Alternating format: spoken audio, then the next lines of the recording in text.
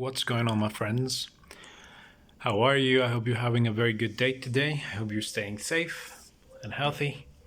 Today, we're going to take a look at this cherry blossom tree, and that's because we need to do some pruning. You can see that it's got a lot of foliage now, all of it from this season, this spring. And also because I noticed that they're very popular. Every week, I get at least a couple, sometimes 4 or 5 comments from people who go back and visit my old videos, especially those featuring the cherry blossoms, where I germinated them, where I planted them. And so, yeah, they're very popular. So I thought that I'd show you one of them. This is, like I said, one of them.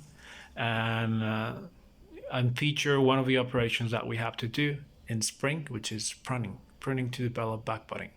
Just as with the pine, just like we do with any tree that we're working as bonsai, yeah, we have to do some pruning, right? We got to make it look like a miniature tree, and that we get it by pruning, by wiring, by doing all sorts of things, so it can look like a miniature tree. A couple notes before we start working on this. You can see that it's got some sunburns. Yeah, you can see that most leaves are healthy, are green, bright green, so it's got no deficiencies, nothing like that. But you do see a couple of leaves like this, and that's because the sun here is brutal. Here we have another one.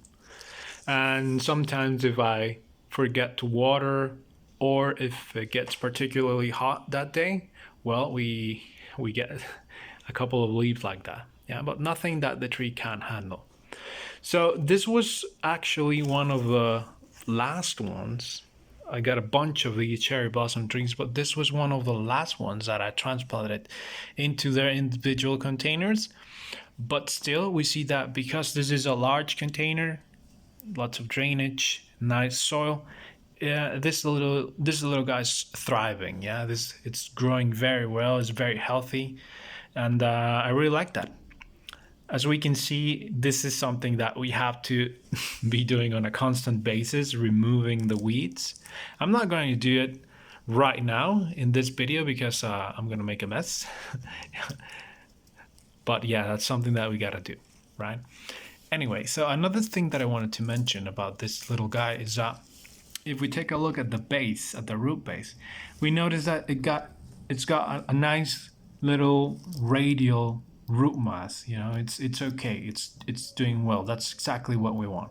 We wouldn't want like one huge root like this and this to be completely devoid of roots. That wouldn't be ideal, because we want that radial root that's going to allow the tree to grow in thickness. Yeah, to become very thick. And it's going to give us that taper look, wide at the base while being very thin at the top. And that gives us the very old tree appearance, a very old tree look that we want. Yeah, so the first one, the first one bonsai from scratch that I transplanted into our colander, and that you've seen me work before, it's growing nicely. Again, it's growing healthy like this, but I think I'm going to have to bite the bullet and air layer the base, because the root base is horrible, and that's one of the things that I want to correct in in my future trees, my future bonsai from scratch. I want to be able to work on the root base, so in the future we don't have to do a risky operation like that, like air layering the base. I am going to do that with the bonsai from scratch, and I am going to shoot a video on it. Like I said, it's risky, but if we do manage to get a nice radial root base, then we will have improved, or I will have improved my bonsai. Yeah. So, like I said, this is a pruning session to develop back budding. There are some branches that I want to vigorize. For example, this one. This one is very vigorous on its own, but I want to ramify it. If you take a look at this, we can see that it's got, it's just one single branch that is stemming from this junction right here, which is last year's growth and then this year's growth. Yeah, so we're gonna cut back, but not severely. You know, maybe we're gonna leave 2 or 3 nodes there, whereas at the top where I don't want that much bigger, I'm going to cut back until we can see a little bud. You know, I'm gonna leave that branch with that little bud so I can continue to elongate. It can continue to develop other little branches, but with less energy than this. So full disclaimer, I'm going to set the phone down and I'm going to start recording what I do. But as you as you've heard in other videos, sometimes street vendors drive by with trying to sell, I don't know, donuts or whatever, and I might have to pause the video later on. But anyway, I'm going to set the camera down and we can get to work, okay? So let's go ahead. Okay, so we got our little guy placed in position and we can start the pruning. So like I said, this one, yeah, I still want it to be very vigorous and to have a lot of strength. So maybe I'm going to cut here. Yeah, look at that. Nice, shiny, healthy leaves. That's beautiful. Okay, so we continue.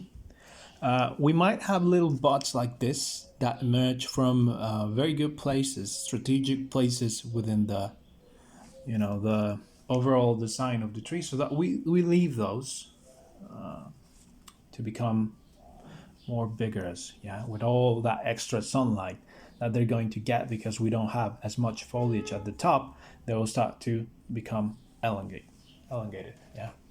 Okay, so let's take a look at this one over here. Can you see that? Yeah, this one over here. So here we have a very good example of ramification, yeah? We have this branch and this branch that are growing laterally, which is very good. But still, we want to continue that process, and so we come here and we cut. Yeah. Same with this one. And here we have this little guy that is growing upwards. You see this? So we don't want that. I'm going to remove this. And there we got our little finished branch. Yeah. Okay. So we continue. Maybe I can move it a little bit. Sorry about the scratching sound, but look here. I don't know what's going to happen in the future with this little branch right here. Yeah. But we can see that we got this little nice branch here and this little, you know, corner right here, and this is formed by another branch that is growing laterally. We usually want them to grow laterally, you know, but in the future we might bend this or wire this vertically so we can continue to develop this side, you know, this side of the tree. Yeah, so we're going to do the same thing with this little branch. We cut back. Yeah, there we go. Now we got this one. And this one, same thing, you know. Maybe another little node there. This one was super vigorous. Look. It was already started to develop side branches off of this one. Yeah, so wow, really cool. A lot of bigger in this tree. Here we can see that this might be a branch that we can wire in the future, and the main trunk, a lignified trunk, continues here on the back. So yeah, I don't know. We'll just have to wait and see how it develops. Yeah. Okay, so look at this. This is what I was telling you. Yeah, the main line continues like this. So it's always a nice idea to have spare branches, but you can always change the design so that it looks better in the future. And again, we are pruning, but we don't just come in and prune like we would a hedge, you know, a little gardening shrub. You know, there's some things that we take into consideration before we cut. This one will be a nice back branch, but as you can see, the leaves are very small, so I'm gonna leave this one to vigorize. Yeah, so I'm gonna leave it be.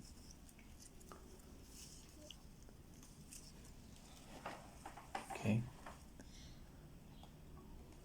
Yeah.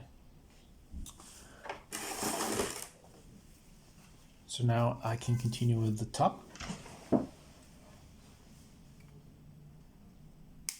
And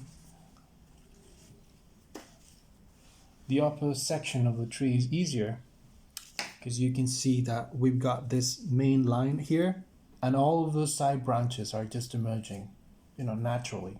We don't have any funny angles or ugly corners. It's just pretty straightforward procedure, you know.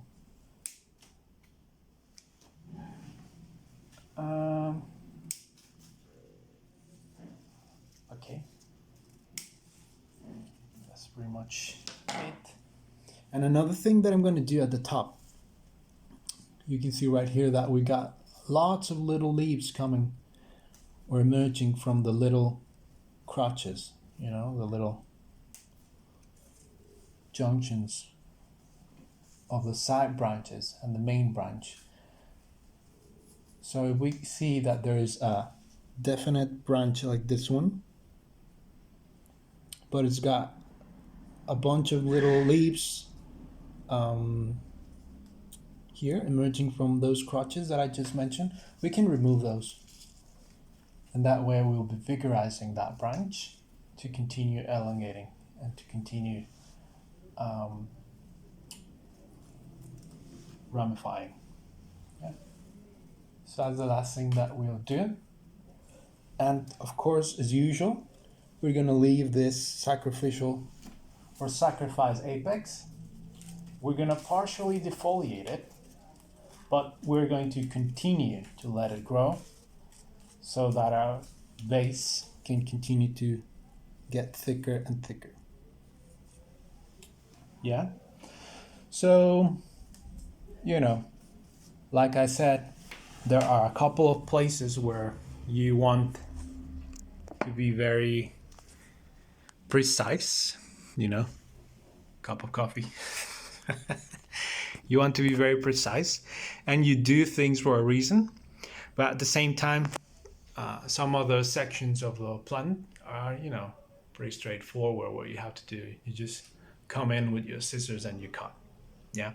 So in a couple of weeks, especially because we'll be getting rain in a couple of weeks, this little guy will be exploding with new growth. And that's exactly what we want. We want to vigorize the, you know, the dormant buds that we might have in places where we need them. And we want more little side branches. And, you know, rain is a very good tool that we can use to do that. Yeah. So yeah, I'm really looking forward to that. I'm going to remove this artillery fern.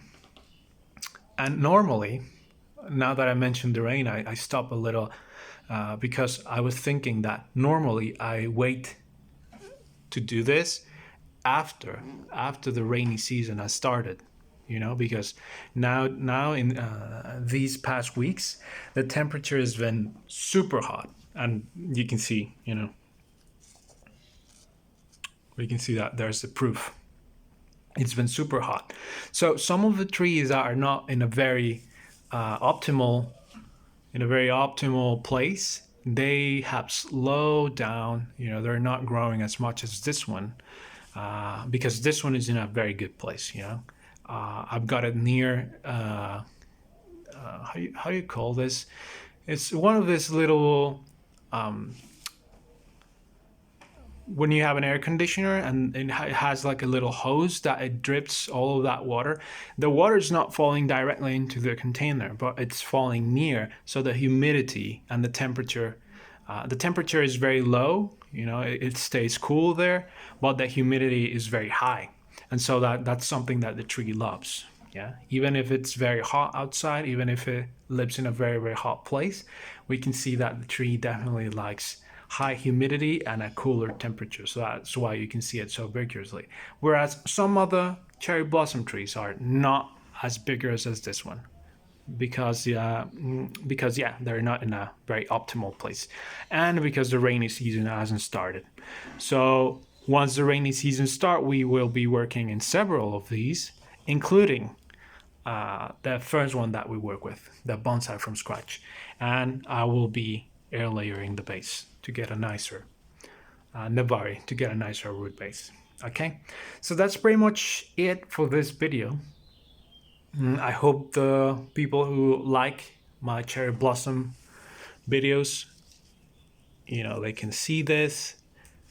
They'll use it as inspiration to germinate their own cherry blossoms, to go get a cherry blossom plant, and they'll find out that it's very easy and it's very rewarding, because these are fast growing trees, and of course in a couple of years you'll get a very nice looking pre-bonsai or bonsai. Yeah. So another thing that I would like to mention when you're growing cherry blossoms, and any tree in particular that you start from scratch, is that it might be a good idea to use a larger container. You know, if you can, give them a nice container with lots of bonsai soil, and they'll be very vigorous. You won't have to worry about watering as much, and yeah, your trees will be happy. So I hope you liked this video. I hope you're very well. If you have any comments, questions, or anything, please drop them down below, and I will see you in the next one. Okay, bye.